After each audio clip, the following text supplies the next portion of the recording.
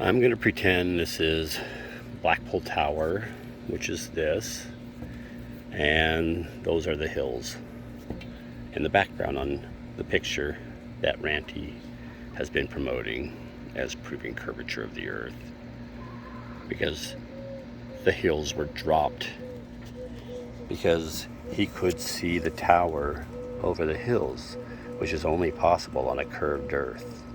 Of course, that's a bunch of baloney. You saw the different sizes of these two things, right? They're quite a bit different. But now my little tower is above. But anybody with a mind that can still think can look at these two objects in the picture, and you realize that the tumbler in the back is taller. It's just a perspective thing. Ranty's video was simple, everyday, ordinary, plain old perspective. It's nothing magical about where they took the picture. And it wasn't because of refraction or diffraction. It's just simple angles. All pictures, when they're not zoomed in on, are just perspective lines, perspective pictures. It's what the lens sees. Now, I brought up what would happen if the photographer who took the picture moved further away, but stayed at the same level. Would the mountains appear above the tower, or would they still be below the tower? And only one globe believer has acknowledged that the tower would indeed drop below the hilltops by moving away. Of course, he made a lot of other excuses, but he did admit the tower would then be below the hilltops. Now, why would moving back make such a radical change? Well, first of all, I'm going to show you what it would be like moving back. So if I move back, now you got the tower below the hills. Move forward closer to it, now it's above the hills again. Of course, it's never above the hills. It's just simple perspective. Now, parallax is the key to understanding what's going on here. How could moving further away drop the tower below the height of the tumbler? Because of parallax. Parallax is like when you're driving down the road and you have the mountains in the background, but you're passing by a lot of houses and trees and various other things, and you zip right by them. They're in and out of your vision while you still see the mountains in the background, because things closer by have a much more aggressive angle change because of their proximity to the observer. So anyhow, I'm going to show how parallax works both vertically and horizontally, which I don't hear anybody acknowledging vertically, even though you see it in everyday life if you just know what you're looking for and pay attention.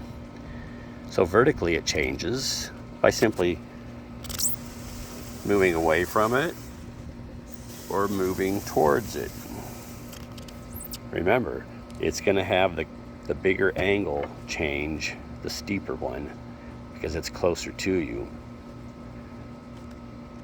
The mountains are far behind. They're not going to change much. Now, I will say if I move towards, here, let's start back here. If I move towards, you'll see them both move upward in the picture. Right? There we go, upward. They're going to be seen at a higher angle in relation to the horizon. Backward will lower it. That's natural perspective. Things farther away will appear lower. Things closer will appear higher. Simple perspective.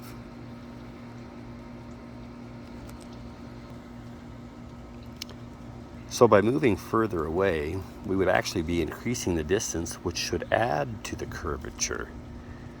So shouldn't those hills drop even further